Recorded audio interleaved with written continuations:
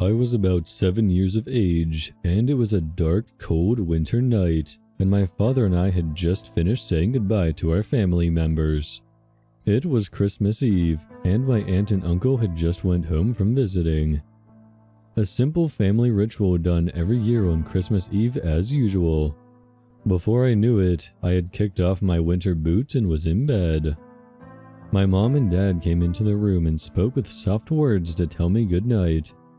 I couldn't wait for Christmas. It was my most favorite holiday of the year. The presents, the family dinner, everything just seems so perfect when it's the holiday season. Well, at this point, I couldn't go to bed thinking of Christmas and wondering what could possibly be under the tree. But inevitably, my eyelids grew heavier, and the light glow from the moon reflecting off of the snow was too soothing. Soon, I was fast asleep.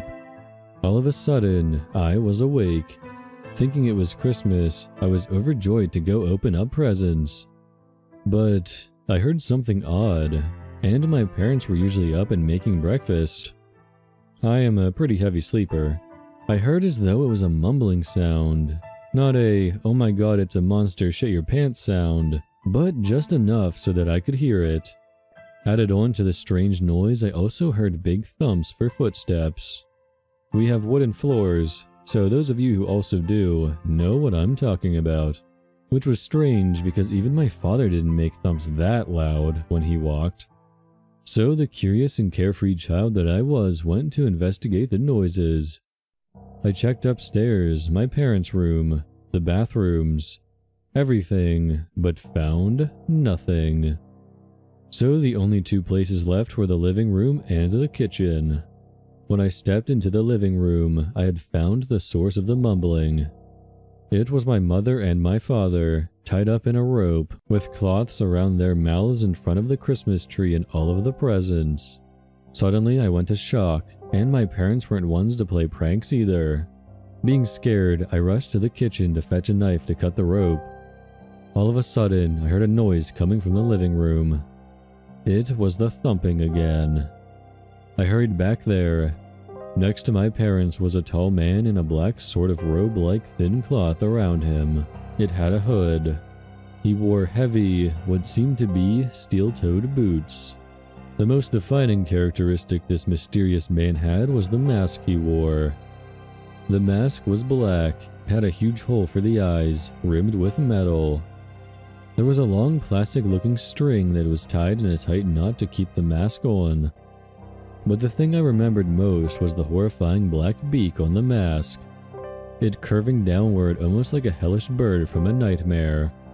Only, this was real life. I was frozen in shock, standing there as the hell bird stared blankly back to me, as though eating the very soul within my body. I did nothing, and seconds felt like total hours until finally the Birdman spoke in a very light, formal yet wisp-like voice, also revealing that he was a man, whether it really was a man or not. "I am the bringer of Oblivion," he said. "What do you plan on doing, you bastard?" I replied. He simply snickered. Behind him I noticed he had a bag. He reached into the bag and pulled out a gasoline tank and started dousing my parents with the gas. I went to attack him, but he punched my stomach and I fell to the ground. It felt like he also broke some of my ribs. "Now let's not be that way, okay? I expected you would sit and behave like a good little boy."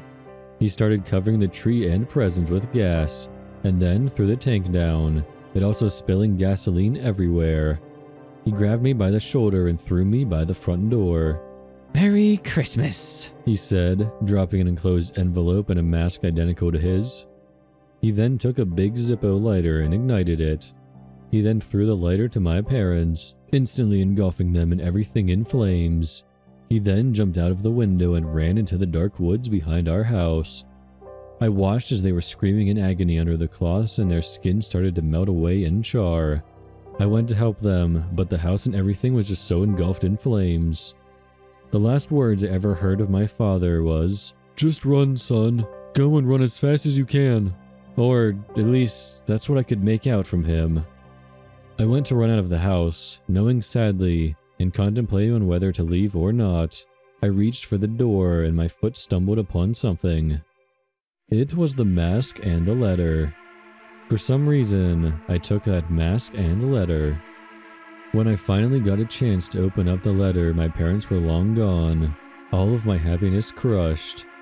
The letter read as followed. From the bringer of Oblivion. I knew you would keep this. Hello, if you are reading this, then that means you are very lucky. I am the bringer of Oblivion, and this is your letter of Oblivion. With this letter was a mask I left with you as well. But more importantly, I left you with something much more. Anger. Don't cry, because it will do no good whatsoever. I have left you with a task and a new life you can choose to lead. Take this mask and keep these words in your head, because I know they will be burned into your memory. When you are older, or maybe even now, depending on when you are reading this, you can take this mask and do the deed I had done to your and your family to another. You can take the rage out of you. Don't worry. It feels good. I know. Burn the house and leave a letter and a mask identical to these to the youngest of the household. And burn the rest of them all. I know you can do this. I feel the fucking rage inside of you. It has consumed you. So, release it. Do this, my child, and spread oblivion to wherever you may find it suitable. At the time I had read this, I'd stayed at a foster home for God knows how many years. But he was right about the rage. It controlled my body, and sometimes I think to myself, what would happen had what had been done that night not have occurred? But there's no fucking way I'd become him, I thought to myself. I am now 18 years old, and the rage and the day and the letter are all still stuck inside of my mind.